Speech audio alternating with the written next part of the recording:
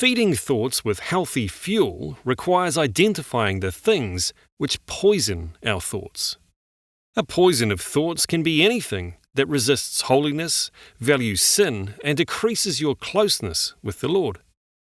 Poisons reduce faith, weaken relationships, lessens your desire to serve, and promotes self first. Just as there are many sources of good thought food, so there are many sources of thought poison. The worst of these, which is the most difficult to deal with, are poisons of the heart. Whether you intentionally allowed these poisons in or they were inflicted upon you makes little difference. They need resolving by Christ to bring their destructive work to an end. Working against us is the fact that the heart instinctively protects pride, anger, unforgiveness, offences, resentment, impatience, and envy, which all exacerbate the heart problems. Sooner or later, however, the heart cannot help but expose its treasures. Jesus explained this in Luke. The good person out of the good treasure of his heart produces good, and the evil person out of his evil treasure produces evil. For out of the abundance of the heart his mouth speaks. Sinful treasures can lay dormant in the heart for a long time, waiting for the opportunity to awaken and to speak into our thoughts, our actions, and our reactions. But rest assured, treasures of the heart will always show themselves, whether good or bad. Just as good diet is essential for good health, so good heart food is essential for good thoughts. If you feed your heart with discontentment, unmet expectations, gossip, slander, conspiracy, unfaithfulness, lies, pornography, crude humour, violence, abusiveness, or worldly thinking of God, all these will poison your heart. As the heart is the inner reservoir supplying our mind with food, it is critical to fill the heart with clean and healthy supplies.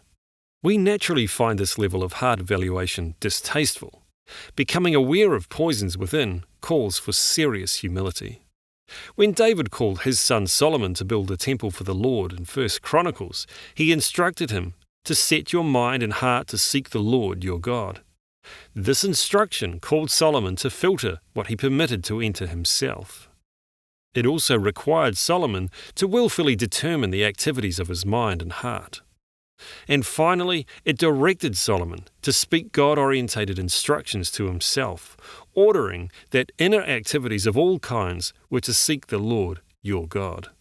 Instinctively, without the lordship of Christ, mankind's heart increasingly becomes as in the days of Noah, where God observed every intention of the thoughts of his heart was only evil continually.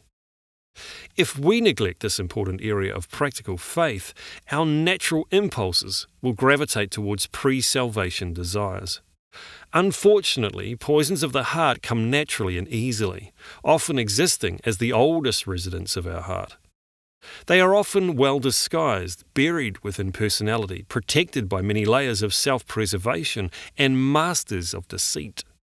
When they speak into our thoughts, they speak with loud familiarity and authority, plus they are always self-vindicating and destructive to both ourselves and others. Biblical attention to our hearts and thoughts can spare us great pain while promoting Christ-likeness. Solomon instructs us to make our ear attentive to wisdom and inclining your heart to understanding. Our inner selves require spiritual maintenance, but not by this world's standards. Backslidden David knew this well when he asked the Lord to create in me a clean heart, O God, and renew a right spirit within me.